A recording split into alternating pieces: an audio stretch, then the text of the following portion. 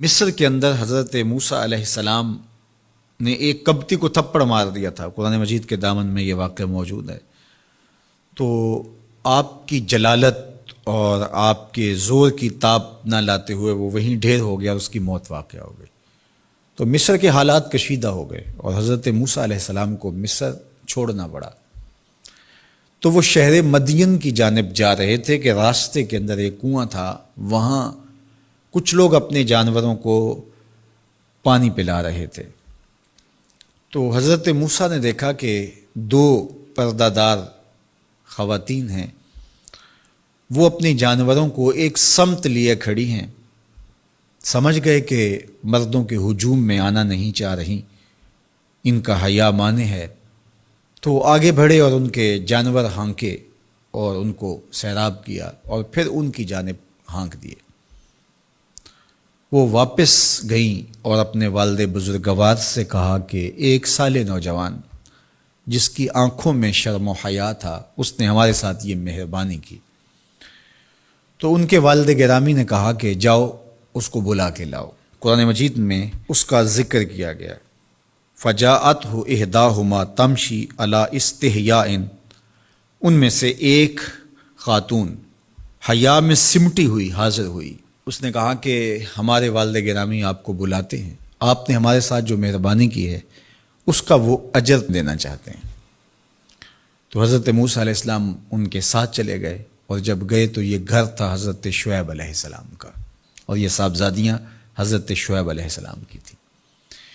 تو اس خاتون کا شرم و حیا کے ماحول میں حضرت موسیٰ علیہ السلام کو یہ کہنا اور چل کے اس انداز سے آنا، قرآن نے اس کی حکایت بیان کی ہے۔ تو خدا کو پسند ہے کوئی خاتون حیا کے ماحول میں آئے تو اللہ اس کی آمد کو اور اس کے آنے کو قرآن کا عنوان بنا دیتا ہے اور قرآن کی حکایت بنا دیتا ہے کہ جو خاتون حیا کے جوہر کی مالکہ ہو وہ اللہ کو کتنی اچھی لگتی ہے۔ اللہ اکبر۔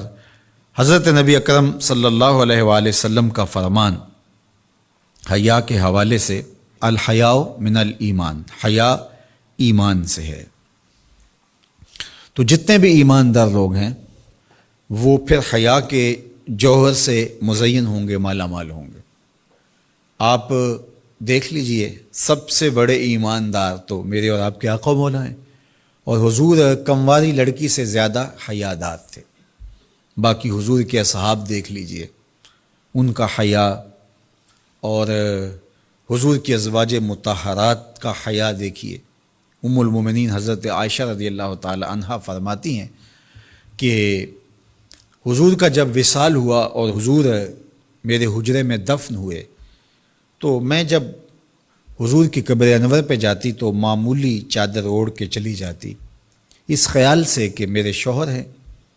پھر حضرت ابوبکر صدیق رضی اللہ تعالیٰ عنہ کا وصال ہوا تو وہ بھی ساتھ دفن ہو گئے، تو میں پھر بھی اسی حالت میں جاتی اور میں سوچتی کہ ایک میرا شوہر ہے اور دوسرا میرا والد ہے۔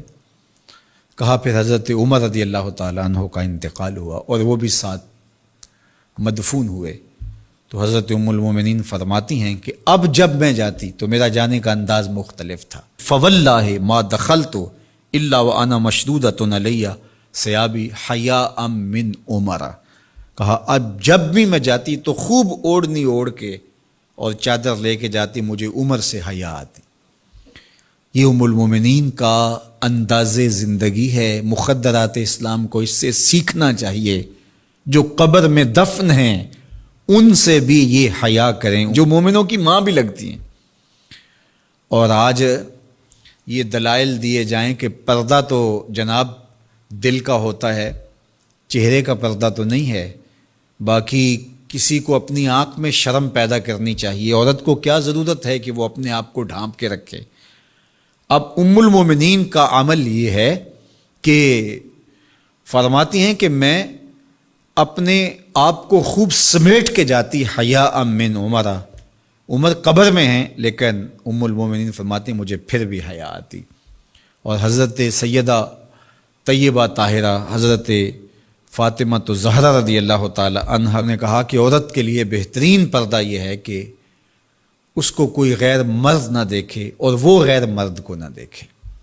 تو جب یہ ہمارا دین ہمیں سکھاتا ہے اور حیا کا یہ سبق دیتا ہے، بڑوں سے حیا کرنے کی تلقین کی گئی، اللہ سے حیا کرنے کی، اس کے رسول سے حیا کرنے کی تلقین کی گئی۔ صحابہ فرماتے ہیں بعض اوقات ہم کچھ پوچھنا چاہتے ہوتے تھے اور حضور کے حیا کی وجہ سے ہم ایک عرصہ تک وہ بات نہیں پوچھ پاتے تھے۔